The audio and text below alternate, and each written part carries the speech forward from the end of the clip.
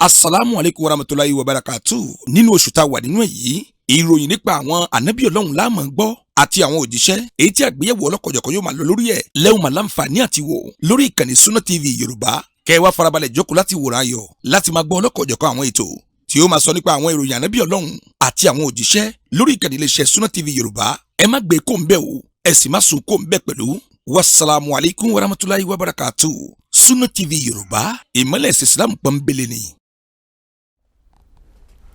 أعوذ بالله من الشيطان الرجيم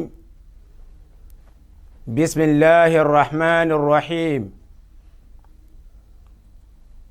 إن الحمد لله نحمده ونستعينه ونستغفره ونستهديه ونعوذ بالله من شرور أنفسنا ومن سيئات أعمالنا من يهده الله فلا مضل له ومن يضلل فلا هادي له وأشهد أن لا إله إلا الله وحده لا شريك له وأشهد أن نبينا محمدا عبده ورسوله اللهم صل وسلم عليه وعلى آله وصحابه أجمعين. أما بعد، مستمعي الكرام، السلام عليكم ورحمة الله وبركاته. adúpẹ́ fún Ọlọ́run ọba tó dá ayé tó sì wá fi àwọn òjíṣẹ́ rẹ̀ ránṣẹ́ sáyé láti wá jíṣẹ́ rẹ̀ kárí ayé. Ọba náà la kí, ọba náà la yìn. A wá tọrọ ìkẹ́ ìgẹ̀ fún ànábì wa Muhammad tí ń jẹ́ ìgbẹ̀yìn gbogbo àwọn tí ń jẹ́ òjíṣẹ́ Ọlọ́run, tóun náà jíṣẹ́ tiẹ̀ náà kárí ayé láàrin 20 ọdún àti ọdún 3 tóun náà fi jíṣẹ́ Ọlọ́run. Iṣẹ́ rẹ̀ kárí ayé, kò sẹ́nìkan tí ń bẹ láyé lónìí tí ó sọ pé iṣẹ́ ànábì ọ̀dọ́dọ̀ tóun. Ànábì wa Muhammad, ìkẹ́ Ọlọ́run ọlá Ọlọ́run kó máa jẹ́ tiẹ̀ nínú sàárè. Àwọn sọ̀hábà rẹ̀ tánàbì jíṣẹ́ fún àtàwọn ará alẹ́ ànábì tánàbì jáde láàrin wọn tí ń jẹ́ bí rẹ̀ láwọn tó gbà fún Ọlọ́run, ìkẹ́ Ọlọ́run ọlá Ọlọ́run kó máa bá ẹnì kọ̀ọ̀kan tiwọn náà. Lẹ́yìn wá gbà náà, ìkẹ́ Ọlọ́run ọlá Ọlọ́run kó máa bá àwọn tábìín, ìyẹn nípa àwọn tí wọn ò rí ànábì àmì ń rí àwọn sàábé tó bá ànábì lò gbà. Ìkẹ́ Ọlọ́run ọlá Ọlọ́run kó máa jẹ́ tiwọn náà. Bákan náà, ìkẹ́ Ọlọ́run ọlá Ọlọ́run yìí kó máa bá gbogbo àwọn tí wọ́n ń gbaṣẹ́ lọ́dọ̀ ara wọn tí wọ́n ń jíṣẹ́ fáyé títí fi wá kan gbogbo àwọn àfáà tiwa náà, àwọn ọ̀gá tiwa náà, àwọn bàbá wa, àwọn ìyá wa, àwọn ẹni bí ẹni, àwọn èèyàn bí èèyàn tí wọ́n jẹ́ bí tiwa náà tí wọ́n kú sórí Islam. Ìkẹ́ Ọlọ́run ọlá Ọlọ́run kó máa jẹ́ tẹnì kọ̀ọ̀kan wọn. La ilaha illallah. Lẹ́yìn wá gbà náà, a wá kí iléeṣẹ́ Sunna TV Yorùbá tí wọ́n ń gbéṣẹ́ Ọlọ́run lọ́wọ́ ní tọ̀sán tòru, tí wọ́n fi ń fánṣẹ́ Ọlọ́run kárí ayé. Kò fẹ́ẹ̀ sí ìlú kan ní gómìnrin ayé lónìí tí Sunna TV Yorùbá tiwa náà ní Benin ń bí lónìí tí ò dọ́dọ̀ wọn. Kò sì dọ́dọ̀ wọn lásán, bí ìbá ṣe pé iṣẹ́ Ọlọ́run tí Sunna TV ń fọ́n yìí ní ń dé agboolé kọ̀ọ̀kan, ní ń dé ní ìlú kọ̀ọ̀kan, ní ń dé ìletò kọ̀ọ̀kan, ní ń dé orílẹ̀-èdè kọ̀ọ̀kan. A kí gbogbo iléeṣẹ́ yìí látòkè délẹ̀ o. Bẹ̀rẹ̀ látorí dòkítọ́rù wa tí wọ́n ń jẹ́ alábòjútó àgbà fún iléeṣẹ́ yìí náà ni àwọn dòkítọ́rù wa Abdulrahim Shitu Thani, kí Ọlọ́run dákun tẹ̀ bá ṣe dáadáa fún wọn. Àlọ́ àbọ̀ wọn Ọlọ́run kò jọ máa dáa. Ìṣọ́ Ọlọ́run, àbọ̀ Ọlọ́run jọ máa bẹ pẹ̀lú wọn lọ́sàn-án lóru, àtàwọn ará ilé, àtàwọn ẹbí àtàrà, àti gbogbo àwọn tó ní ìbátan pẹ̀lú wọn. Lẹ́yìn wá gbà náà, gbogbo àwọn òṣìṣẹ́ iléeṣẹ́ yìí látòkè délẹ̀, a wá kí àwọn náà. Ó wá bẹ̀rẹ̀ látòrí tẹkinísíàn ni àwọn tí ń bẹ lérí ẹ̀rọ tí wọ́n ń tì sọ́tù tí wọ́n ń tì sósì, táwa tá ń bẹ nílé tá a fi ń láǹfààní àti máa rí fọ́tò àti ohùn láti máa rí gbọ́. Àánú Ọlọ́run, ìkẹ́ Ọlọ́run kó máa jẹ́ ti gbogbo àwọn òṣìṣẹ́ iléeṣẹ́ náà o. La ilaha illallah. Lẹ́yìn wá gbà náà, a wá kí àwọn tí wọ́n ń dáwó sórí ètò yìí, àwọn ọlọ́lá tí wọ́n ń fi ọlá wọn ṣe tọ́lọ́run, àwọn ẹni yìí tó jásí pé iyì wọn ò lò síbi kankan, bí ìbá ṣèdí iṣẹ́ Ọlọ́run ni wọ́n lò sí. Náà ni àwọn bàbá wa Seifu Saka Àríkọ́ṣe. Alákọ̀ọ́kọ́ ni pé bàbá wa Seifu Saka Àríkọ́ṣe yìí, Ọlọ́run mọ́ṣẹ́ ìbá wa kẹ́ wọn nù sàárè, mọ́ṣẹ́ ìbá wa gẹ̀ wọ́n, má ṣe làbá yọ̀ sábọ̀ wọn gbogbo ohun tí wọ́n gbélé ayé ṣe ní dáadáa ọlọ́run bá wa ṣe ìlọ́po àdìpèlé ẹ̀san rẹ̀ bá wa ṣe bẹ́ẹ̀ fún ọ̀nù sàárè gbogbo ibi tọ́rọ̀ wọn kù sí níwájú rẹ̀ ọlọ́run má ṣe wọlé ìtàwọn ọmọ wọn ń ṣe yìí má ṣe wo ibi táwọn ọmọ wọn ń náwó sí yìí ọlọ́run má ṣe bá wa kẹ́ bàbá náà nù sàárè lẹ́yìn wá gbà náà gbogbo àwọn ọmọ náà látòkè délẹ̀ tí wọ́n wá náwó sójú ọ̀nà ìsìlámù yìí tí wọ́n náwó sí ilé Sunna TV Yorùbá yìí ọbẹ̀ látòrí Yakub Seifu Sakari kọ́ṣe Musa Seifu Sakari kọ́ṣe fi wá kan gbogbo wọn látòkè délẹ̀ bẹ́ẹ̀ tí wọ́n náwó wọn sójú ọ̀nà ọlọ́run o má sọ wọn di ọlọ́lá àná sì má bọ́lá wọn jẹ́ sì má sọ wọn dá láàárẹ̀ wọlá yìí pé ìsìlámù ni wọ́n ń fọ́n kiri yìí ọlọ́run o má jẹ́ kí wọ́n mọ ìnira láyé wọn ọlọ́lá haúlá wàlá quwwata illa billah lẹ́yìn wá gbà náà àwa kí gbogbo ilé kéwú tí ń bẹ ní Benin Republic yìí látòkè délẹ̀ àfi markazi ìlú Sakété àfi kí gbogbo tí ń jẹ́ ilé kéwú látòkè délẹ̀ ní Benin ń bí ni àti gbogbo mẹ́rin ayé ọlọ́run o má jẹ́ kí ilé kéwú wa ọlọ́run má jẹ́ ó dàrú má jẹ́ kí wàhálà ọwọ́ bẹ̀ iṣẹ́ ìsìlámù lágbé lọ́wọ́ ń bẹ̀ ọlọ́run jẹ́ kí ìsìlámù jẹ́ ó mọ gbẹ̀rú lọ́dọ̀ wa lẹ́yìn wá gbà náà kí ni tọ́píkì wa lónìí náà ni tọ́píkì náà máa sọ pé qissatu Ibrahim wa qissatu zabuhihi li Ismail alayhim assalam kí ni tọ́píkì yìí ń wí ó ní ànábì Ibrahim tí ó jẹ́ kan nínú àwọn ànábì ọlọ́run ó jẹ́ kan nínú àwọn òjíṣẹ́ tọ́lọ́run rán níṣẹ́ sáyé wa qissatu zabuhihi li ibnihi Ismail alayhi salam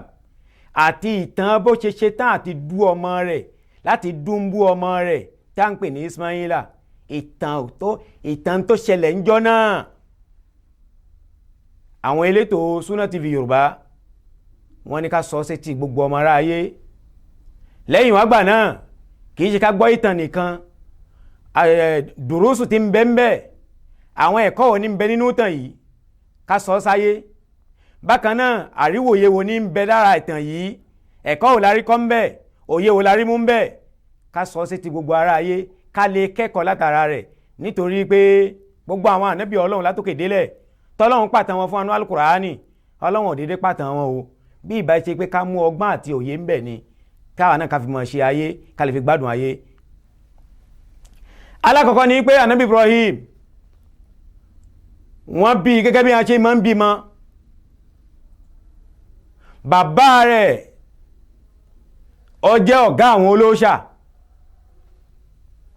ànábì Ibrahim ń dàgbà sọ́dọ̀ bàbá rẹ̀ ń dàgbà sáàrin òrìṣà àmọ́ bó ṣe ń dàgbà sáàrin òrìṣà tó yìí náà ọlọ́run ń ṣe amọ̀nà rẹ̀ in tó jẹ mọ́ òòṣà yìí kò tẹ̀ wánú làákàyè rí báwọn èèyàn bàbá rẹ̀ àti àwọn ẹgbẹ́ bàbá rẹ̀ tí wọ́n bá ń sin òrìṣà ànábì Ibrahim máa fi wọ́n rẹ́rìn ni pé kí làwọn eléyìí ń ṣe yìí àwọn eléyìí wọn láwọn ń sin ọlọ́run tó lójú tí ò ríran wọn láwọn ń sin ọlọ́run tó lẹ́nu tí ò lè sọ̀rọ̀ wọn láwọn ń sin ọlọ́run tó lápá tí ò lè gbé apá ànábì Ibrahim máa fi wọ́n ṣe yẹ̀yẹ́ ibi à ń lọ́kọ́ nìyẹn ànábì Ibrahim wá dàgbà ń dàgbà ó di géńdé ó ní ọdún tó lè fi fẹ́yàwó ó wá fẹ́yàwó tá ń pè ní Sáárà ìyàwó tó fẹ́ yìí ìyàwó ìwá jẹ́ akíma ó jẹ́ àgàn ẹni tí ò rọ́mọ bí ànábì Ibrahim pẹ̀lú rẹ̀ wọ́n jọ wà bẹ́ẹ̀ tó ti bí ànábì Ibrahim ò ṣe rí ọmọ bí lára Sárátù tó yìí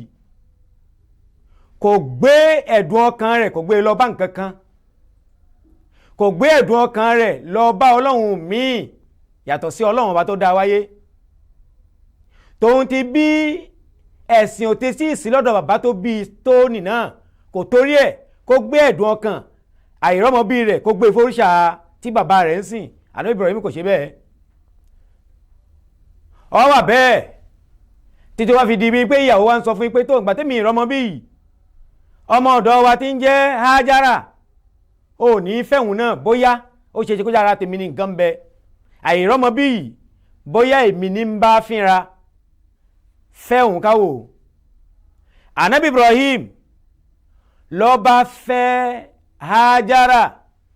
ó bá fẹ́ níyàwó. Hájára ó wá dẹni tí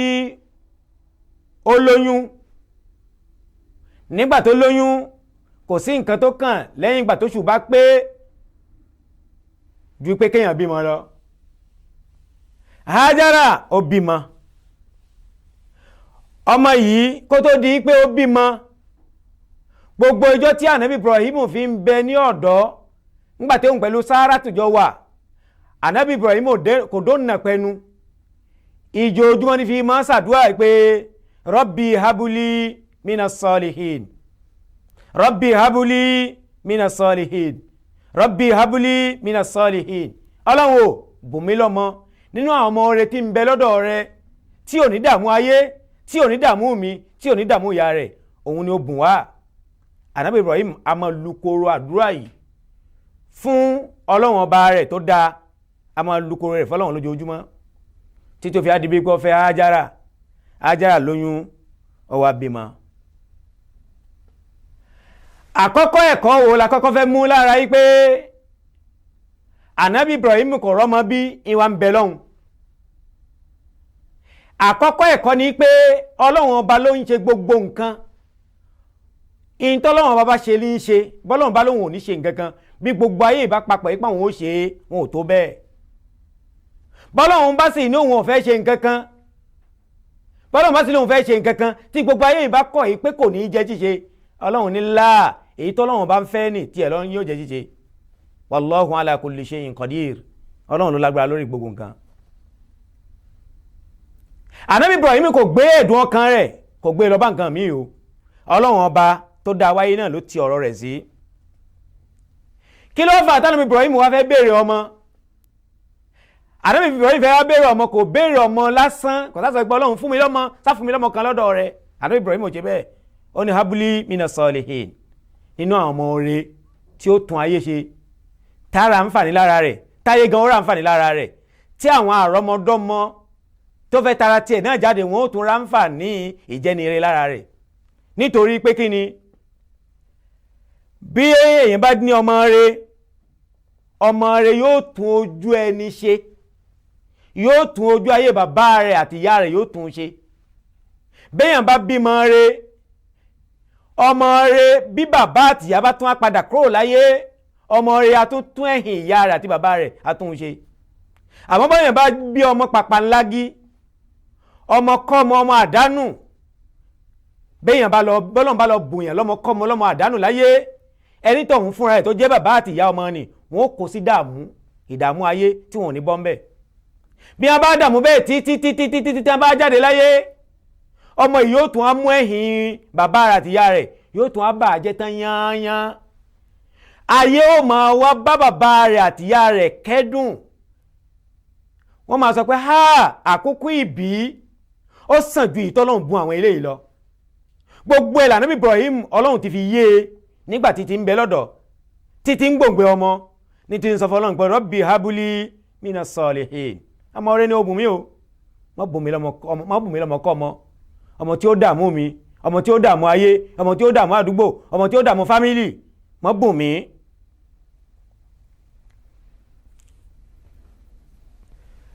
Ànábì Ibrahim wá mọ̀ pé ó tún mọ̀ nínú ọ̀rọ̀ inú àdúrà rẹ̀ tó ṣe náà ó tún mọ̀ pé as'adun nasi man wahabahu Allahu zurriyatan salihah. Ànábì Ibrahim mọ̀ pé ẹni tó ṣoríire parí láyé lọ́dọ̀ tiwa lónìí àwọn mọ̀ pé ẹni tó ṣoríire tán náà lẹni tí ó náwó tó kọ́lé tó ra mọ́tò tó ṣe nǹkan mèremère láyé eléyìí ni làwọn ń pè lẹ́ni tó ṣoríire láyé. Oríire kọ́nù. Ànábì Ibrahim mọ̀ pé ní tó ṣoríire tán yányán láyé man wahabahu Allahu zurriyatan salihah òun lẹ́ni tọ́lọ́run bá bùn lọ́mọ rẹ̀ ẹni tọ́lọ́run bá bùn ní fámílì rẹ̀ tọ́lọ́run bá bùn lọ́mọ àkọ́bí tó jọmọ rẹ̀ tó fi kírìẹ́tì àwọn ọmọ sílẹ̀ fún irú ẹni bẹ́ẹ̀ ló ṣoríire tán láyé. Kì í wá ṣe Ànábì Ibrahim nìkan tó ló sunkún ọmọ rẹ̀ bẹ́ẹ̀ Ànábì Zakariya òun náà sunkún bẹ́ẹ̀. Ànábì Zakariya nígbà tóun náà ti ń gbòǹgbẹ ọmọ, nígbà tóun náà fẹ́ sọ ó ní habli min ladunka zuriyatan tayyiba, fún mi lọ́mọ tí ó yàn tí ó yanjú, ọmọ tí ó yàn tí ó yanjú tá yóò fi máa tọrọ ọmọ bí n bá ń bẹ láyé, ọmọ tí ó yàn tí ó yanjú ni ó bùn mí lọ́mọ tá yóò fi máa tọrọ ọmọ nígbà tí n bá tẹ̀ sí láyé tí n bá fi sáyé tá yóò máa fi ọmọ rìn tí wọ́n fi máa tọrọ ọmọ, irú ọmọ bẹ́ẹ̀ ni ó bùn mí. Ànábì Ibrahim òun lọ́lọ́run kọ́kọ́ bùn ní òye bẹ́ẹ̀ lọ́fà ní fi ń kígbe pé Rabbi habli minas salihin. Ìgbà tádùúrà yìí wá pọ̀ tó jẹ́ pé jojúmọ́ náà l'Ànábì Ibrahim fi ń sọ pé Rabbi habli minas salihin, ọlọ́run o alọ́mọ rẹ ní ó bùn mí. Nígbà tí àdúrà yìí tó wá dé ògóńgó, ó dé òréré gbígbà lọ́dọ̀ ọlọ́run ní fabasharnahu bigulamin halim. Lọ́lọ́run wá sọ fún àwọn màláíkà ìpè tó ẹ lọ bá wa fún onírò dùnú pé èmi ọlọ́run máa bùn ún lọ́mọ ọkùnrin tí ó jẹ ọmọ alátẹ̀mára, máa bùn ún lọ́mọ ọkùnrin lọ́mọ tó jásí pé yóò ní sùúrù, ọmọ tí ò ní gbó lẹ́nu, ọmọ tó jásí pé bí ìwọ bàbá rẹ̀ bá sọ fún yín pé jókòó ń bẹ̀ yóò jókòó, bọ́ bá ní dìde ń bẹ̀ yóò dìde, ó ní sọ há fún kó ní kí ló wí bàbá, irú ọmọ bẹ́ẹ̀ kọ́ mo fẹ́ bùn ẹ́. Fabasharnahu bigulamin halim, ọlọ́run náà wà ọlọ́run lábá fún un ní ròódùnú ipa fún un ní ọmọ tí ọjọ́ ọmọ onísùúrù.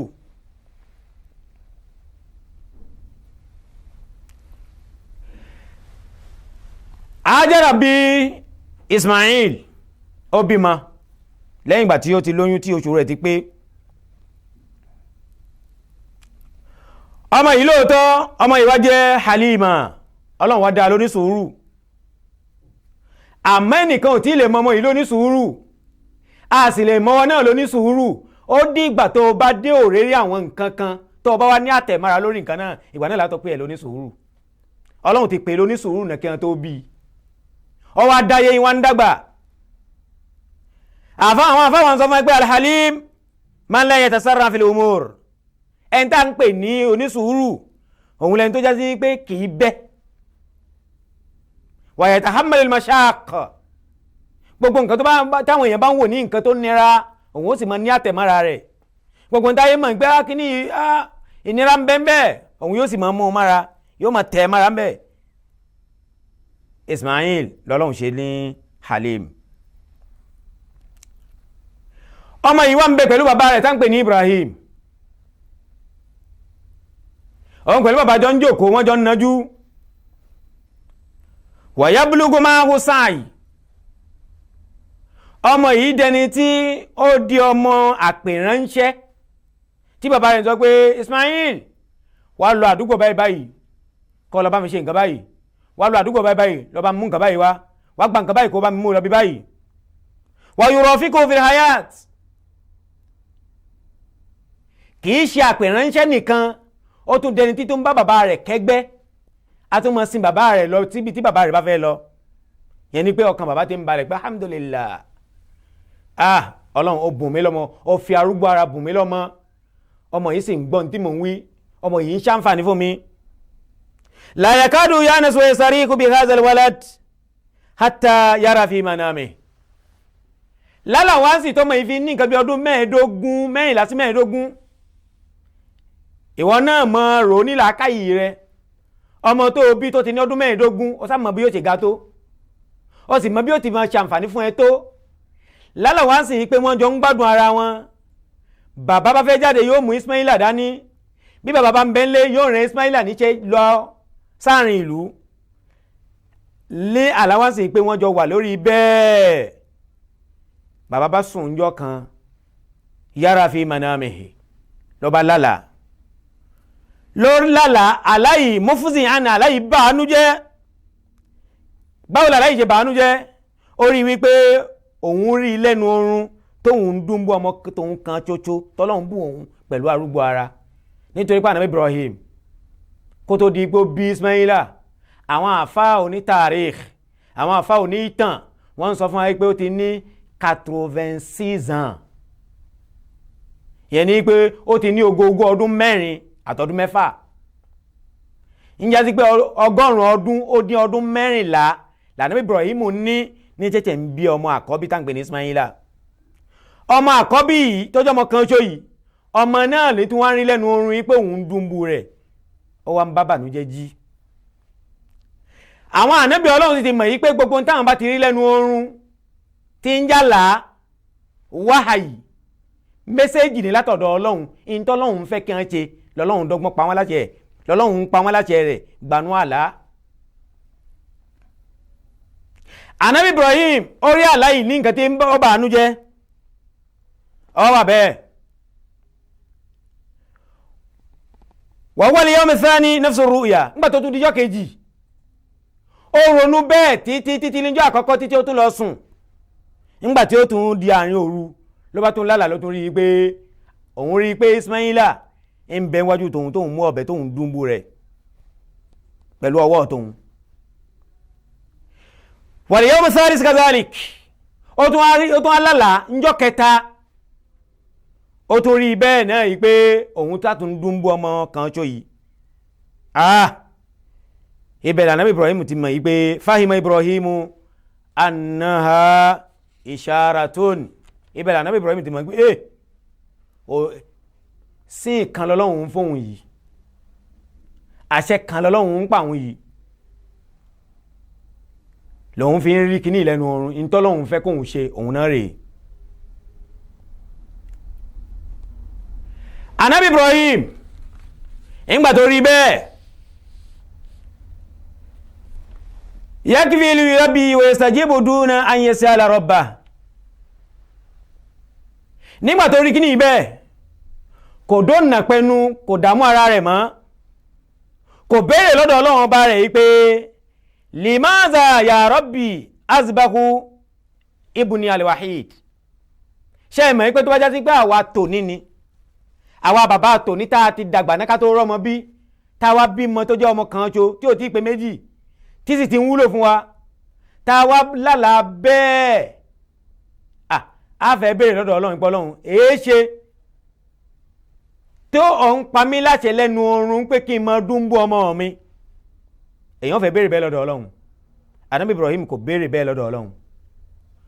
lẹ́ẹ̀kan náà ó gbáradì láti mú àṣẹ Ọlọ́run ọba ṣẹ. innama huwa al-qabul war-rida wat-tumanina wal-ghudu. ọgbà àṣẹ tọ́lọ́run pa yìí ọgbà lẹ́ẹ̀kan náà, war-rida ó sì yọ́nú sí i, ọkàn rẹ̀ balẹ̀ lérí ẹ̀ pé tó àṣẹ Ọlọ́run bá ti di tú lásìkò òun mú ṣẹ. fakọ́l ló bá pe ọmọ rẹ̀ tí ń rí lẹ́nu oorun níjọ́ kìíní, níjọ́ kejì, níjọ́ kẹta, tí wọ́n ń sọ fọ́mọ yìí pé ya bunayya, mo pèrè ọmọ mi, inni ara fil manami anni azbahuka, mo rí lẹ́nu oorun yìí pé mò ń dúnbù rẹ̀, mo ti ọ̀bẹ bọ̀ ẹ́ lọ́rùn, mo sì ń dú ẹ lẹ́nu oorun. ẹ̀yin náà bọ́bá já sí pé èmi mọjọ́ mọ́ ń jọ́ náà lọ́hùn tí bàbá mi sọ bẹ́ẹ̀ fún mi, èsì wo ni màá fún bàbá mi? Al-amru shak, àṣẹ tọ́lọ́hun pa Ànábì Ibrahim yìí àṣẹ kan tó le díẹ̀ ni.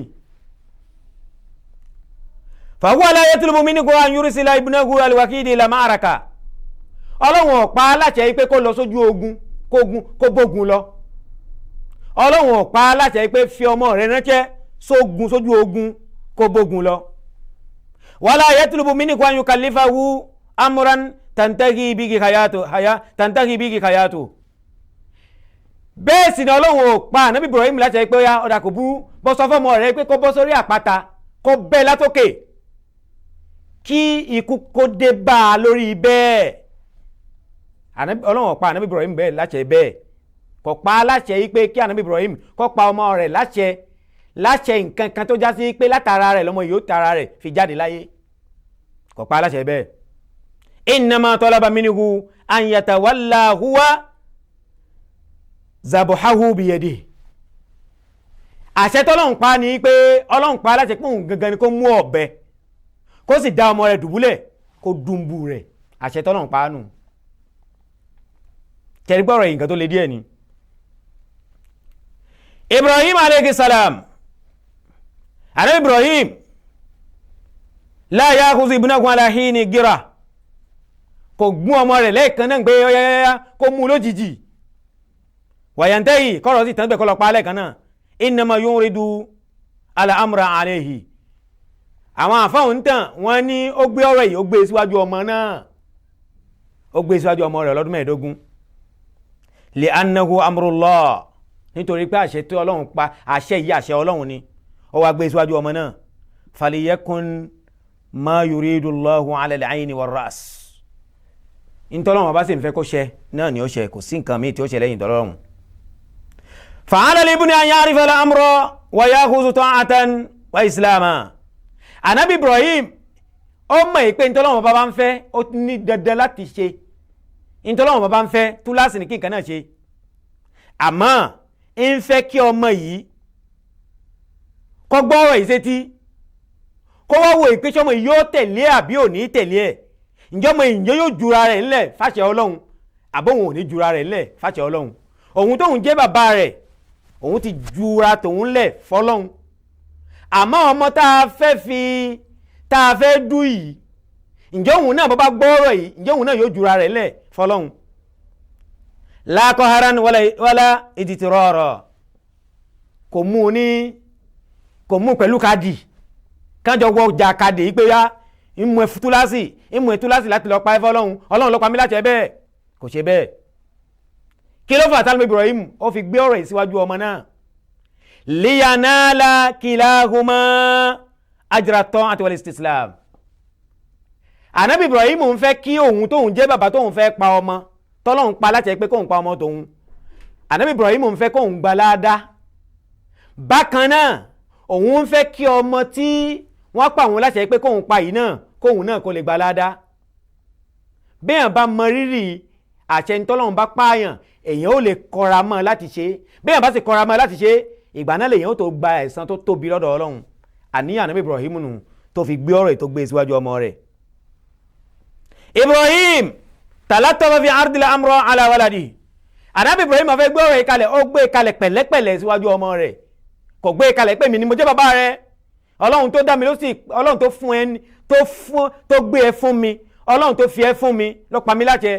ọ̀yẹ́yá dùbúlẹ̀ mú kí n pa ọ́. Rárá, kò ṣe bẹ́ẹ̀. ó gbé ọ̀rọ̀ ìkalẹ̀ pẹ̀lẹ́pẹ̀lẹ́ liyakuna fi'luhu sadiran an iqtina'i wa tawa'iyya. ó gbé ọ̀rọ̀ ìkalẹ̀ kí ọ̀rọ̀ yìí títẹ̀lé rẹ̀ kó lè tinú ọmọ náà wá, kó lè jásí pé ìtẹ̀lé àṣẹ tọlọ́hun yìí kó lè jásí pàtinú ọmọ náà ni ó ti wá, kò ní jásí pé bàbá rẹ̀ tú láàsì rẹ̀. jalasa ma'a wa khataba bi hadhihi al-lafza. bàbá rẹ̀ bá jókòó tì ló wá sọ fún ìgbà ní ìrẹ́ ọmọ mi, mo rí ẹlẹ́nu ọrùn pé mò ń dúnbù rẹ̀.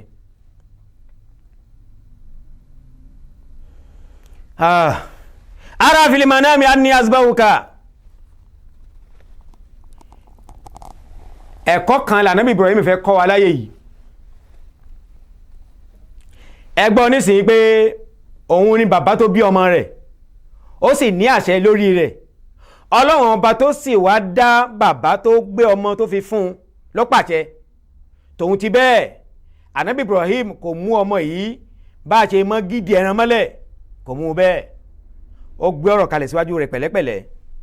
ní ìgbékalẹ̀ ni ti ń tọ́ ọmọ. ọ̀pọ̀lọpọ̀ àwa bàbá lónìí àmọ́ bá a ṣe máa darí ọ̀rọ̀ sọ́mọ ní ń jẹ́ kí ọ̀pọ̀lọpọ̀ ọmọ kẹ́yà tóògì mọ́ wa lọ́wọ́ lónìí. àìmọ̀ bá a ṣe bàbá lórí ọmọ ló jẹ́ kọ́mọ yẹ́yàkúyà mọ́ wa lọ́wọ́ lónìí, làwọn ọmọ fi ń ba yé jẹ́ ni wọ́n fi ń ba ìjẹ́ ìdílé jẹ́ lónìí. Naam. ينبغي أن يكون المجالسة بالملاطفة والتدهية المباشرة. bọ́ ọ bá fẹ́ dá ọmọ rẹ lẹ́kọ̀ọ́ ó jókòó pẹ̀lú rẹ̀ ni. وبالملاطفة ìyìn tó o bá sì fẹ́ sọ fún ọ ní láti gbé e kalẹ̀ fún pẹ̀lẹ́pẹ̀lẹ́, má sọ pé tó o ti jẹ́ baba kó o sọ̀rọ̀ kalẹ̀ alájìmọ̀ fún un láà, má ṣe bẹ́ẹ̀, rọra gbé e kalẹ̀ fún pẹ̀lẹ́pẹ̀lẹ́. Ànábì Ibrahim aríkíní ìkọ́ lára ẹ̀ lára ìtàn yìí. ẹ̀yin jàmáà wa tí ẹ̀ ń bẹ ńlé, ẹ ti ń gbádùn ìtàn yèmí náà tí mò ń gbádùn rẹ̀. ẹ jẹ́ adátọ́mì díẹ̀, bàbá ti dátọ́mì, bàbá ti wá padà dé, a tún wá tẹ̀síwájú, a wá yọ gbogbo in tí ń jẹ́ àǹfààní nínú tàn yìí a yọ fúnra wa subhanallahi wa bihamdihi subhanallahi al-azim. Assalamu alaikum warahmatullahi wabarakatuh. Ìkànnì tẹ́ ń wò yìí náà ní ìkànnì Sunna TV, níbi tí àwọn onímọ̀ ti ń tẹ̀ ìmọ́lẹ̀ sórí ẹ̀sìn Islam látọ̀rí Sunna TV, ìmọ́lẹ̀ nínú Sunna Nabi Muhammad sallallahu alayhi wa sallam. Ní gbogbo ìgbà ní kẹ́ ẹ máa wò wá tí ẹ sì máa rí ẹ̀kọ́ ẹ̀sìn kọ́ lórí ìkànnì yìí náà ni o. Òun ló múlẹ̀ rẹ̀kẹ̀tẹ̀ yàtọ̀ yìí. Gbogbo mùsùlùmí lọ́kùnrin àti lóbìnrin ẹ jẹ́ ká máa wo Sunna TV, ẹ jẹ́ àwọn ọmọ wa náà máa wo Sunna TV kí wọ́n lè bá ní ìmọ̀ tó péye nípa Sunna. Ìkànnì tó ń tàn mọ́lẹ̀ sínú ẹ̀sìn ni Sunna TV Yorùbá. Ẹ máa wò wá ní gbogbo ìgbà kẹ́sì máa kó ẹ̀kọ́ tó péye nípa Sunna. Naam, gẹ́gẹ́ bí ọ̀rọ̀ tí a ń bá lọ, Ànábì Ibrahim alayhi salatu wassalam ó sọ fún ọmọ rẹ̀ pé mo rí lẹ́nu orun wípé mo ń dúnbú rẹ̀, fanzur maza tara, ìwọ náà rò ríwò sí kí lórí sí tí mo wí, kí lè rò rẹ̀ sí. ọmọ ìwọ́n sọ fún pé ya abat, mo pè rẹ bàbá mi, tọ̀wọ̀tọ̀wọ̀ mo fi pè rẹ bàbá mi, tàpọ́nlé mo fi pè rẹ bàbá mi, if'al ma tu'mar, ṣe ń tí wọ́n pa ẹ́ láṣẹ rẹ̀. Ya Rabb, ya Rabb, ya Rabb, Allahu Akbar. ọmọ sì mọ̀ yìí pé àwọn ànábì Ọlọ́run tí wọ́n bá rí lẹ́nu oorun kò sí fẹ́ẹ̀kì ń bẹ, òdodo ni. bàbá sì ń sọ fún yín pé òun rí lẹ́nu pé òun dúnbú rẹ̀, ọmọ yìí sì mọ̀ yìí pé òun fẹ́ kú ni, wọ́n fẹ́ dúnbú tòun ni. wọ́n sọ fún bàbá rẹ̀ pé if'al ma tu'mar, ṣe ń tí wọ́n bá pa ẹ́ láṣẹ rẹ̀.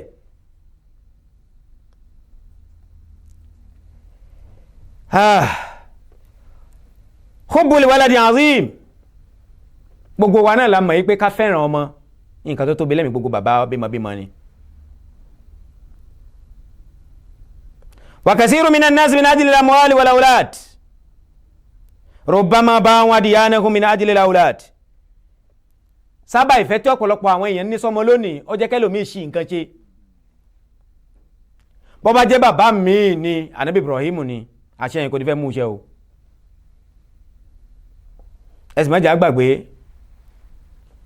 Ọlọ́run bá tó bùn wá ní nǹkan, òun ló pàṣẹ pé kádùnbù ọmọ yìí, àṣẹ Ọlọ́run sì ti di túláàsì láti mú iṣẹ́. nígbàtí bàbá yìí sọ bẹ́ẹ̀ fún ọmọ, tọ́mọ sọ fún yín pé kí bàbá kó ṣe ní tí Ọlọ́run bá pa á láṣẹ rẹ̀, ọmọ yìí wá sọ àwọn nǹkan kan fún bàbá rẹ̀. ó ní ya abat, ìrẹ bàbá mi, mo ti gbà tó wí, mo sì ti kó ní kó ṣe ní tí wọ́n pa á láṣẹ rẹ̀, àmọ́ ní tí mo fẹ́ wí fún ẹ yìí dákun bá mi tẹ̀lé rẹ̀. izhabu bi ba'idan an ayni ummi, mú àṣẹ Ọlọ́run bá ṣe, wá mú mi kó nítòsí ibi tí mọ́mì mi wà, níbi tí ìyá mi wà yìí, mú mi lọ ibi tó jìn réré tí ìyá mi ò ní rí mi nígbà tó bá fẹ́ mú àṣẹ Ọlọ́run bá jẹ. fa inni akhsha an taraka, nítorí pé ẹ̀rù ń bà mí ń pé kí ìyá mi kó mọ rí rẹ̀ Ànábì Ibrahim wa anta tazbahuni, kó o sì mọ dùn mi, ìyá ò ní fẹ́ faramọ́ o. lóòótọ́ Ànábì Ọlọ́run ni wọ́, Ọlọ́run ló pa ẹ́ láṣẹ, ó mọ̀ ń pàṣẹ Ọlọ́run bá lọ fẹ́ múṣẹ, àmọ́ ìyá mi nǹkan kì í ṣàìṣe ànábì, àti pé ẹni tó fi arúgbó ara fi bí ọkàn ọjọ́ ara rẹ̀ ò ní fẹ́ gbà, nítorí náà mú mi jìnnà sí mọ́mì mi kó o tó lọ mú àṣẹ Ọlọ́run bá ṣẹ. fatafza li zalika fuaduha wa yatuwani ila tanfiz, àwọn méjèèjì àti bàbá àti ọmọ wọ́n bẹ̀rẹ̀ sí gbésẹ̀, wọ́n bẹ̀rẹ̀ sí lọ láti lọ mú àṣẹ Ọlọ́run bá ṣẹ. bàbá ń lọ láníyàn pé òun fẹ́ lọ pa ọmọ tòun, ọmọ náà ń ṣí tẹ̀lé bàbá rẹ̀ láníyàn pé òun lọ kúrè. fayaktadu Ibrahim ila ibnihi ila Mina, Ànábì Ibrahim wá mú ọmọ rẹ̀ kúrò ní wọ́n mú lọ Mina li yunafiza hukma Allahi ta'ala, láti lọ mú àṣẹ Ọlọ́run bá ṣe ń bẹ̀. wa fi yadihi sikinun wa hablun, nígbà táwọn Ibrahim ń lọ ó mú ọ̀bẹ lọ́wọ́, ọ̀bẹ yìí mú wa hablun ó tún mú okùn lọ́wọ́ wa amsaka biyadi ibnihi Ismail ó wá mú ọmọ rẹ̀ ó fà á lọ́wọ́ ó mú ọ̀bẹ àtokùn lọ́wọ́ ó mú yẹn sọ́wọ́ òsì ó wá fi ọwọ́ ọ̀tún ó fi fa ọmọ rẹ̀ Ismail ní tẹ̀lé rẹ̀ wa antalaqa bihi ba'idan ila Mina ó wá mú un lọ réré ní àdúgbò Mina watahayyala nazarat alwada bí bàbá ṣe mú un lọ bàbá pàpà ń fojú inú wo pé àwọn fẹ́ lọ dágbére fúnra tàwọn lénìí àti bàbá àti ọmọ ó fẹ́ di ìjọ́ lẹ́kìyàmọ̀ ní káwọn tó pàdé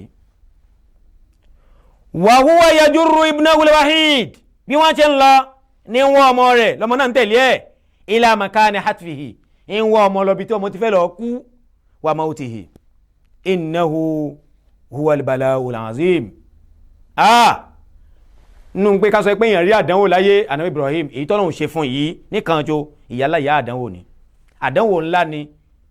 tọ́já sí pé bọ́lọ́n bá fi ṣàdánwò fẹ́ nìkan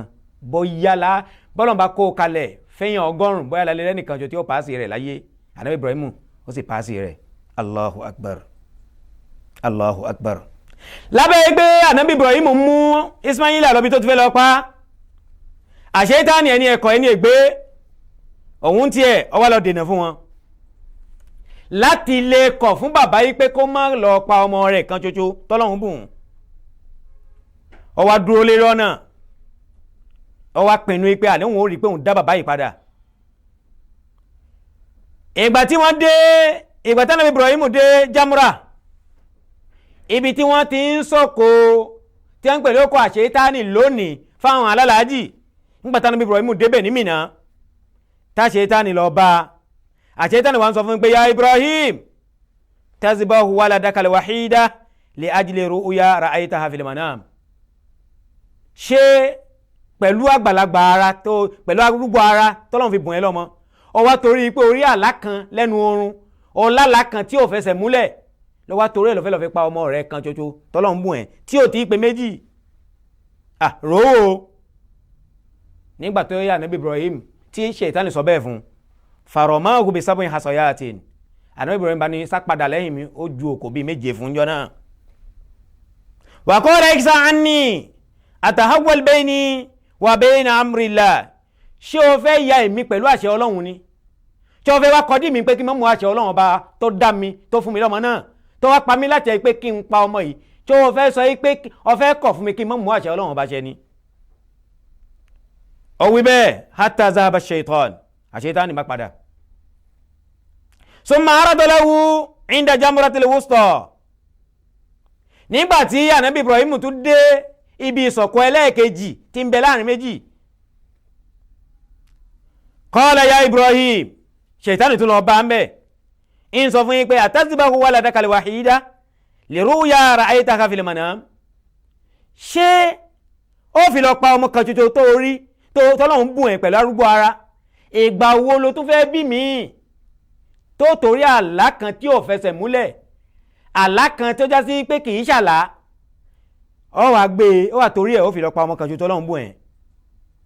faramahu bi sab'in hasayatin ó tún ju òkò méje fún bẹ́ẹ̀ ó tún wá sọ fún yín pé ọkùnrin yìí padà lẹ́yìn mi torí Ọlọ́run ṣé ó kọdí mi pé kí n má mú àṣẹ Ọlọ́run bá mi ṣe ní èyí hatta yayisa iblisu amama hadha thabat al-azim ìwà tó di ẹlẹ́ẹ̀kejì bẹ́ẹ̀ tá Ṣẹ̀tánì rí pé òun tún ṣúwé òun ṣubú ní ọjọ́ Ànábì Ibrahim ó wá wò pé kí ló wá ṣe nísìn ó wá rí pé yantaliku Ibrahim ila al-manhar ó wá rí pé Ànábì Ibrahim sátún ń tẹ̀síwájú ń sàǹfà ọmọ yìí àti okùn àti ọ̀bẹ sì ń bẹ lọ́wọ́ rẹ̀ ń sàrí pé ń sàn wọ́ ọ lọ ibi tó ti fẹ́ lọ pa ila al-manhar ó wá ń wọ́ ọ lọ ibi tó ti fẹ́ lọ dù gangan wa iza bika lahazatul wada Ṣẹ̀tánì sáré yìí pé ibi tí sáà ń dé yìí nísìnyí wọ́n sáfẹ́ dágbére fúnra wọn nù wọ́n sáfẹ́ dágbére fúnra wọn rèé wọn ò sátúnijọ ní ìpàdé mọ́ láyé lẹ́ni látẹnu ẹ̀ ní ìlọ fayakulu Ibrahim li waladihi Ismail Ànábì Ibrahim ìwọ̀n sọ fún ọmọ rẹ̀ Ismail pé mal amr ibi tí à ń lọ ibẹ̀ náà ládé yìí mal amr kí ló kù lọ́dọ̀ rẹ̀ tó ṣe mal amr kí ló kàn báyìí mal amr bóyá o tún ní nǹkan tó fẹ́ prove fún mi fayakul Ismail wa ń sọ pé tó qad aslamtu amri lillah Allahu akbar. Ismail fẹ́ dáhùn ó ní rẹ̀ bàbá mi kí ni mo ní tí mo fẹ́ wí Ọlọ́run ọba ló dá ọ wáyé ló ṣe ẹ́ ní ànábì ló sì fi ẹ́ fún mi ló gbé mi ló fi mí ṣẹ́bùn fún ẹ ló sì á pàṣẹ pé kó mú àṣẹ rẹ ṣẹ ọ̀rọ̀ kankan ò sí lẹ́nu tèmi mo ti gbé gbogbo ọ̀rọ̀ mi pátápátá látòkè délẹ̀ mo yọ̀ǹda ẹ̀ fún Ọlọ́run. wa anta ya abi mal amr Ismaila òun náà wá dojúkọ bàbá rẹ̀ ní wọ́n sọ pé ìrẹ́ bàbá mi gangan mal amr ìpàtẹ́ mi gbé ọ̀rọ̀ tèmi tí mo gbé síwájú Ọlọ́run tí mo ní mo yọ̀ǹda gbogbo ọ̀rọ̀ mi fún Ọlọ́run bóyá ìwọ lè níbì kan tó fẹ́ gbọ́rọ̀ tí ẹ ká o kí ni ìwọ náà fẹ́ wí fún mi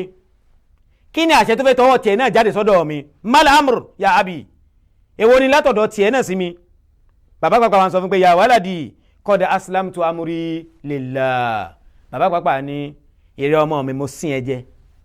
bí o ṣe gbé ọ̀rọ̀ rẹ tó gbé síwájú Ọlọ́run ni èmi náà gbé gbogbo ọ̀rọ̀ tèmi náà àti ìwáyé mi àti kúrò láyé mi àti gbogbo àṣẹ tọ́lọ́run pa mí àti mímú iṣẹ́ mo darí gbogbo rẹ̀ síwájú Ọlọ́run. Allahu akbar. Ọ̀rọ̀ yìí ẹ wo ibi tí wọ́n ti fẹ́ pa ọ ibi tí àná Ibrahim ti fẹ́ mú àṣẹ Ọlọ́run bá ṣẹ ẹ wo ọ̀rọ̀ tó ṣẹlẹ̀ ńbẹ̀ ẹ wo nǹkan tí bàbá sọ fọ́mọ ẹ wo èsì tó fún un ẹ wá gbà tọ́mọ béèrè ọ̀rọ̀ lọ́dọ̀ bàbá rẹ̀ ẹ wo èsì tí bàbá pàápàá fún un. ṣe rí irú ìjọ kan téèyàn ò lè gbàgbé nínú tàríkì láyé ni lórí ilẹ̀. Allahu akbar Allahu akbar Allahu akbar. Nígbàtí àná Ibrahim sọ bẹ́ẹ̀ fún ọmọ rẹ̀ pé mo yọ̀ǹda ọ̀rọ̀ mi fún Ọlọ́run gẹ́gẹ́ bí ọ̀nà ti yọ̀ǹda ọ̀rọ̀ rẹ̀ fún Ọlọ́run. Ibẹ̀ ni àná Ibrahim wá gbé ọmọ rẹ̀ ló gbé sí gbáyà. Wa iza bi Ibrahim yadummu ibnahu ila sadrihi dammatal wada. Ó wá gbé sí gbáyà ní gbígbé sí gbáyà ìpè tó ìdágbére dé èmi pẹ̀lú ọdún àlùkìyámà kájú pẹ̀lú ẹ̀ka tó pàdé.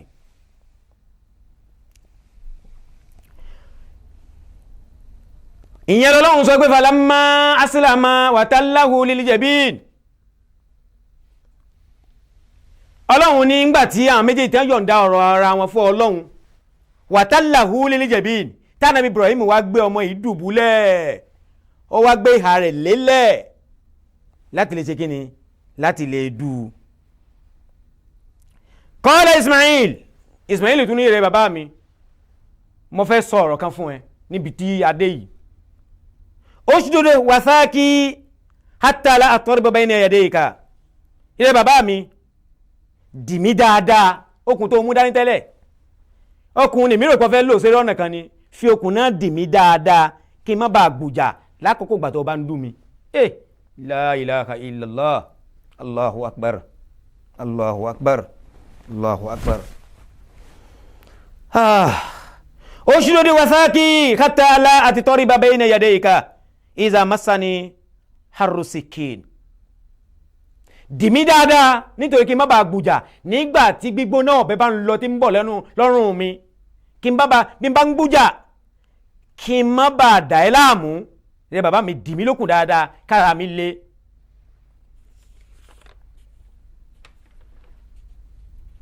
Ya abat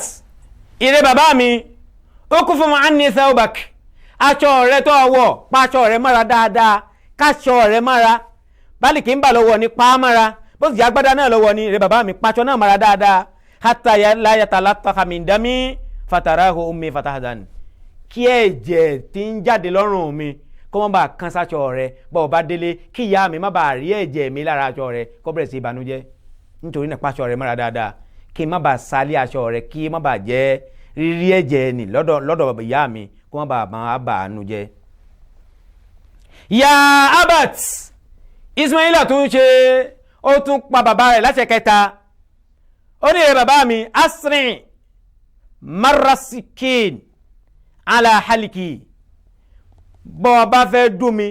yára ṣe bọ́ ọ̀bẹ náà mú dáadáa tẹ́lẹ̀ tẹ́wọ́ máa kó sí yára kó gbégbá ọrùn mi yá lẹ́ẹ̀kan náà liyakuna ahwan lil mauti alayya, nítorí kíkú náà kó lè rọ̀ mí lọ́rùn kí lè máa lọ wọ́ọ́rọ́wọ́ kí má bàa rí ìnira jù náà kẹ́mi tó jáde lára mi. La ilaha illallah muhammadu rasulullah. Allahu akbar, Allahu akbar. Ya abat, àsọ́lẹ̀ kẹ́yìn tí mo fẹ́ sọ fún rẹ̀ bàbá mi kí n tó jásálì kìyàmá, kubba wajhi ala al-ardi, wá dojú mi bolẹ̀, fa inni akhsha an tanzura ila wajhi fatudirikaka shafaqatu al-ubuwa fatataakhar an tanfiz amrillah. Àkókò tó bá ṣe tá àti dúnbù mi ni dojú mi bolẹ̀ nítorí kí ojú rẹ̀ kó má bàa wo ojú mi, kí àánú mi kó má bàa kó sí ẹ lára, kó má bàa lọ lọ́ra láti lè mú àṣẹ Ọlọ́run bá ṣẹ. La ilaha illallah. Gbogbo ọ̀nà tí bàbá náà yóò gbà tí ó fi pa ọmọ rẹ̀, ọmọ náà fúnra rẹ̀ náà ló láàlẹ̀ fún bàbá rẹ̀ láníyàn pé fi mú àṣẹ Ọlọ́run bá ṣẹ. Allahu akbar, Allahu akbar, Allahu akbar. Ya abat, ilé bàbá mi, àṣẹ karùn-ún tí mo fẹ́ pa ọ́, ọ̀rọ̀ mi alákarùn-ún tí mo fẹ́ sọ fún ẹ kó tó pa mí. Iza ataita ummi, bọ́ bá padà délé tó lọ bá mọ́mí mi, fakra alayka salamu minni, bá mi kí dáadáa kó sọ pé kó kú sùúrù, kó kú àmúmára, ìpàdé mi pẹ̀lú rẹ̀ ó dínú àlìjánná.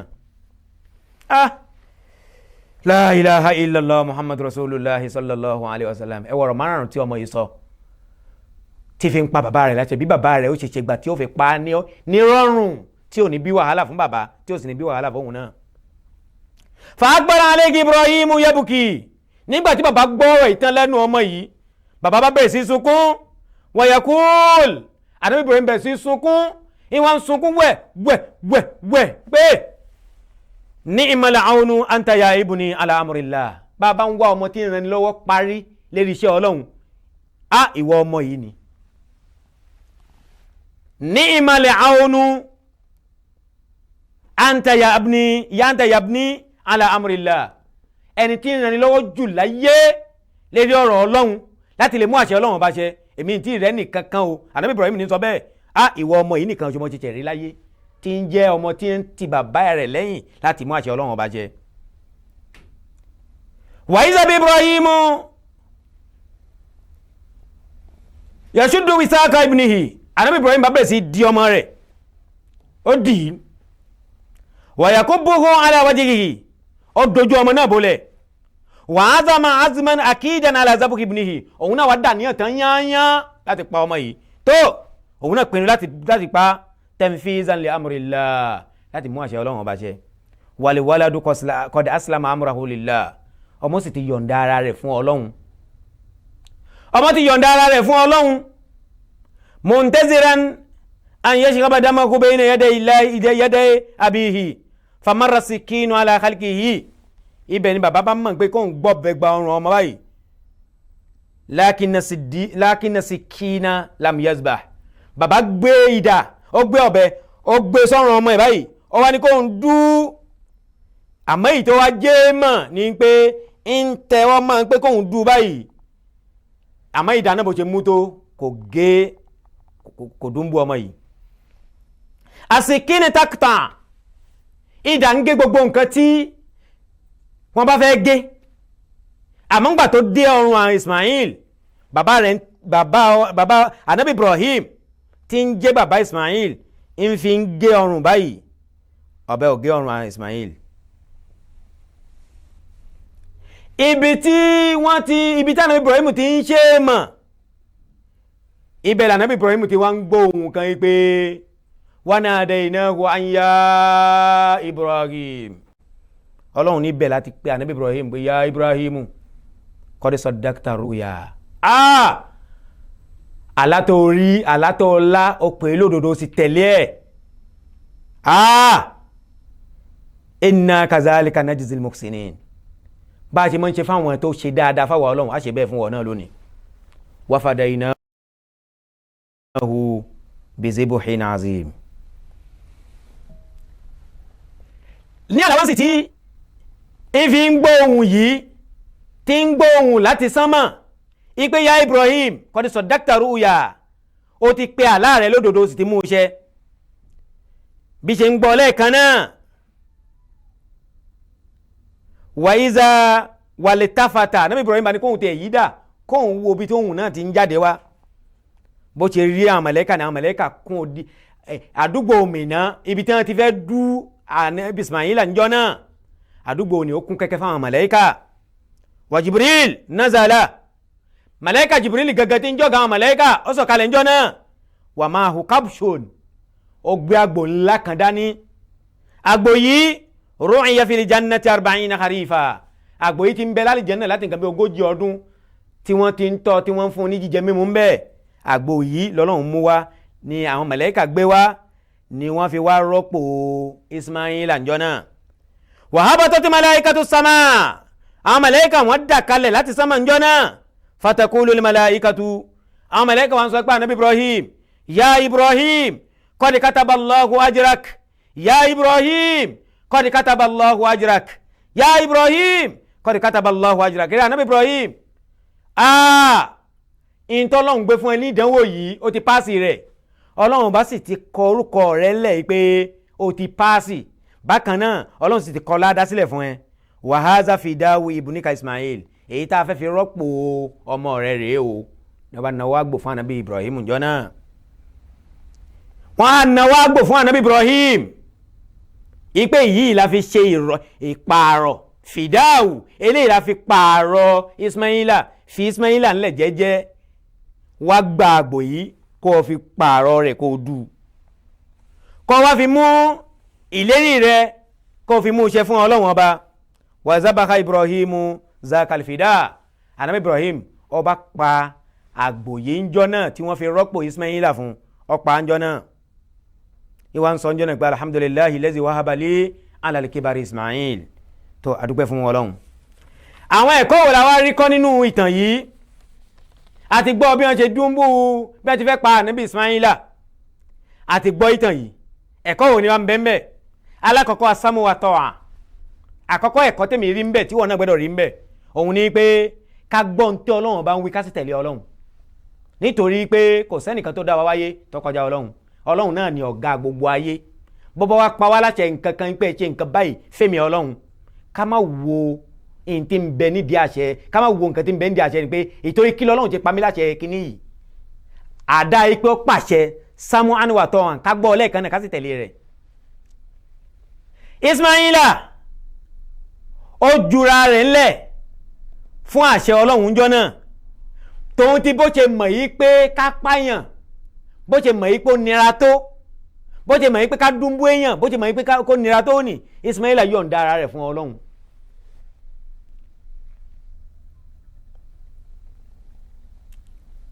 ó dé ní nínú ẹ̀kọ́ tá a rí kọ́ ń bẹ̀ ẹlẹ́ẹ̀kejì nínú ẹ̀kọ́ tá a rí kọ́ nínú tàn yìí náà ni asọ́bùrù ala awamir báṣẹ kan bá wá látọ̀dọ̀ Ọlọ́run ká ṣe sùúrù fi ṣe ntọ́lọ́run bá ní ká ṣe sùúrù ká fi ṣe ká má wádìí pé kí ló fà sùúrù tá a fi ṣe ni ká bẹ lọ́hùn pé kọ́lọ́hùn fún wa asọ́bùrù ala awamiri Ànábì ibo láti rí ọ̀rọ̀ sùúrù Ànábì Ismail níjọ́ tí bàbá rẹ̀ ń sọ fún yín pé ìrẹ ọmọ mi mo rí lẹ́nu oorun tí mò ń dúnbù rẹ̀ ìwọ náà rò owó kí lo rò sí gba ọ̀rọ̀ yìí yẹ̀wò kí ni ìwọ náà rò sí kó wí ní tó bá rò sí fún mi kí n gbọ́. nígbà tó ọmọ fẹ́ dáhùn jọ náà ó ní sátàjídù ní insha Allahu minas sabirin ìrẹ bàbá mi ṣe ń tọ́lọ́wọ́n bá pa ẹ́ láṣẹ rẹ̀ ó rí mi níjọ́ tó bá fẹ́ mú àṣẹ náà jẹ́ pé màá máa bẹ nínú àwọn tó ṣe sùúrù àjẹsí wípé gbogbo ẹnikẹ́ni tó bá ti ní sùúrù láyé ọdí tó lásìkò rere mẹ́. fa Ismailu alayhi salam lam yatazawaz umruhu an 15 sana Ànábì Ismail tí wọ́n fẹ́ pàǹjọ́ yìí ọdún rẹ̀ ńgbà náà kò tí ì níjọ ọdún 15 lọ. wa ma zalika ya'rifu ma'na sabr tóun ti bẹ́ẹ̀ ọmọ ọlọ́dún 15 ó mọ pàtàkì àti iyì àti kàrámà tí ń bẹ fún kéèyàn ní sùúrù. Ismail ọmọ ọlọ́dún 15 ó mọ rírì sùúrù ní tó fi sọ fún bàbá rẹ̀ pé ìjọ tó bá fẹ́ mú kíní ìṣe ó rí i pé nínú àwọn onísùúrù ayé màá jẹ́ kan bẹ̀. wàyàyíṣu wa àmàlíyàn ó sọ ọ́ lẹ́nu ó sì tún ṣe é níṣẹ́ ó sọ̀rọ̀ sùúrù tán ó tún wá débi ijó tí wọ́n fẹ́ mú àṣẹ náà ṣe ó tún wá ṣe sùúrù tán yányán ó tún wá dá bàbá rẹ̀ lẹ́kọ̀ọ́ bí bàbá rẹ̀ yóò ṣe gbà tí ó fi mú àṣẹ Ọlọ́run ọba ṣe ó tún ran bàbá rẹ̀ lọ́wọ́ lórí ẹ̀. ẹlẹ́ẹ̀kẹta alifaraju ba'da shidda mo fẹ́ kí wọ́n tó wà ń lélẹ́ nì lọ́ọ́ mọ̀ dájú pé kò sí bí nǹkan ti lè wò kó le tó yóò padà wá dẹ́rọ̀ kò sí bí ó lè ti lè wò kára máa ní ẹ́ tó lónìí wàláhì inú rẹ̀ yóò wá padà dùn kẹ́yìn. inna ma'al usri yusra fa inna ma'al usri yusra ó rí páyà méjèèjì Ọlọ́run kàn pọ̀ ní Al-Qur'ani ó ní inna ma'al usri yusra fa inna ma'al usri yusra dájúdájú lẹ́yìn ìnira ìrọ̀rùn nìkan dájúdájú lẹ́yìn ìnira ìrọ̀rùn nìkan. Ọlọ́run ní kazalika najzil muhsinin wa hazihi sunnatul hayat bi anna al-afiya bi anna al-aqiba lil muttaqin. èyí ti fi yé wa wípé gbogbo ẹnikẹ́ni tó bá níbẹ̀rù Ọlọ́run àwọn lọ̀rọ̀ wọn ń padà ń já síbi tó dáa. Ànábì Ibrahim nígbà tó já sí pé bẹ̀rù Ọlọ́run ní bẹ nínú ọkàn rẹ̀ láti kékeré rẹ̀ wá bí wọ́n ṣe bí sáàrin òòṣà kò tẹ̀rùn sí mú ní mórí ìbẹ̀rù Ọlọ́run ti wà nínú ọkàn rẹ̀ láti kékeré ó wá bá bẹ̀rù Ọlọ́run ó bá dàgbà ó wá jẹ́ kí ìbẹ̀rù Ọlọ́run nígbà tí ìdánwò látọ̀dọ̀ Ọlọ́run tó wá bá ìbẹ̀rù Ọlọ́run tí ń bẹ lẹ́mìí ẹ̀ ó wá jẹ́ kó páàsì níwájú Ọlọ́run. èmi pẹ̀lú tiẹ̀ náà lénìí ó ní jẹ́ ká bẹ̀rù Ọlọ́run ní kọ̀rọ̀ ká bẹ̀rù Ọlọ́run ní gbangba níbi táwọn èèyàn wà ká bẹ̀rù Ọlọ́run ń bẹ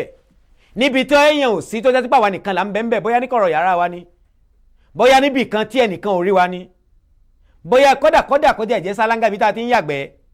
ìyẹn fèsì ibi tá a ti ń yàgbẹ́ tó wájá ti pé bẹ́ẹ̀ láwà nìkan jo ká bẹ̀rù Ọlọ́run bẹ̀ náà gbogbo èrò wa kó máa jẹ́ èrò lórí bẹ̀rù Ọlọ́run gbogbo iṣẹ́ tá a bá ṣe kó jẹ́ iṣẹ́ tá a máa ṣe lérí bẹ̀rù Ọlọ́run. àrí ẹ̀kọ́ ìkọ́ lára ànábì Ibrahim àti Ismaila nígbà táwọn méjèèjì fi bẹ̀rù Ọlọ́run fi bára wọn lò nípi àṣẹ Ọlọ́run ẹ̀rí pọ́rọ̀ wọn padà já sí dùnú àti ẹ̀mí pẹ̀lú rẹ̀ náà yóò padà já sí dùnú o.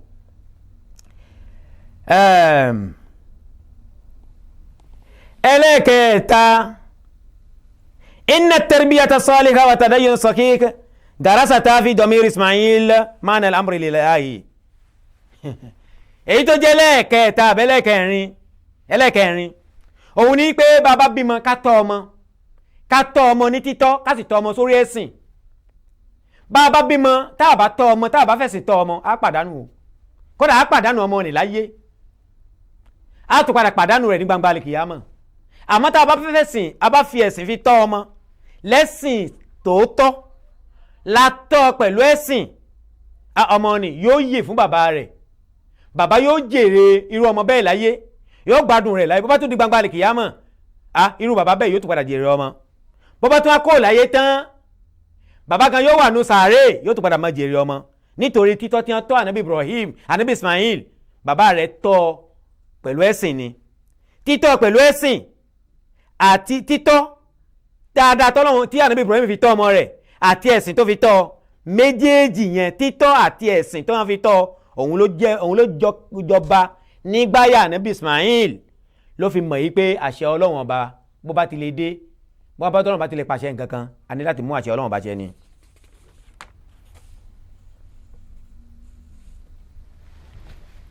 nítorí náà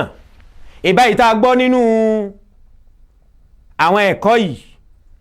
àwọn ẹ̀kọ́ àti òye tá a rí mú nínú ìtàn yìí ọ̀pọ̀ jù báyìí lọ àmọ́ torí àkókò tó ti lọ ìbáyìí tá a gbọ́ yìí náà Ọlọ́run jẹ́ ó ṣe wá láǹfààní bàbá bímọ ká tọ́ wọn dáa ní títọ́ dáadáa ká sì tọ́ wọn sórí ẹ̀sìn ká lè gbádùn wọn ibi mo fẹ́ lọ gan-an nu nítorí pé kò jẹ́ nǹkan kan ò jẹ́ kí Ismaila kó wúlò fún bàbá rẹ̀ nǹkan kan ò jẹ́ kí Ismaila kó ṣàǹfààní fún bàbá rẹ̀ lérí àṣẹ tọ́lọ́hun bí ìbá ṣe ẹ̀tọ́ títọ́ tí wọ́n tọ́ tó gba títọ́ ọmọ nì wọ́n bí wọ́n kọ́ ọmọ nì náà òun náà jẹ́ nìkan tó gbẹ̀kọ́ ló ti jẹ́ kí àṣẹ Ọlọ́run bá kó wúlò lára wọn kí ọdún iléyá kó di tí ó rọrùn fún gbogbo ayé lónìí kí Ọlọ́run dákun mọ́sá ìgbàdúrà ẹnìkọ̀ọ̀kan wa ọdún iléyá tá a ṣe wá lọ Ọlọ́run dákun má ṣe láṣẹ mọ́fẹ́ nìkọ̀ọ̀kan wa ànábì Ibrahim ló gbé súnà yìí kalẹ̀ ànábì Ibrahim náà là ń gbọ́ èrò rẹ̀ títí dòní yìí kí Ọlọ́run dákun má tẹ̀já ṣe pípọ̀ rẹ̀ láyé gbogbo àwa mùsùlùmí nígun mẹ́rin láyé ọlọ́run má ṣe wá sí ta gbọ́ má ṣe ní àgbọ̀mọ̀ fún wa àwa náà tá a wí ọlọ́run má ṣe ní àwímọ̀ fún àwa náà àtọ́nílé àtàlejò gbogbo wa látòkè délẹ̀ àtẹni tí ń kọjá tí ó ṣe àbápàdé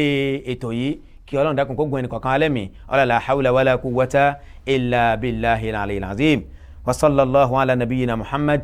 wa ala alihi wa ashabihi ajma'in subhana rabbika rabbil izzati amma yasifun wa salamun ala al-mursalin walhamdulillahi rabbil alamin. أكبر الله أكبر الله أكبر لا إله إلا الله الله أكبر الله أكبر ولله الحمد الله أكبر الله أكبر الله أكبر لا إله إلا الله الله أكبر الله أكبر ولله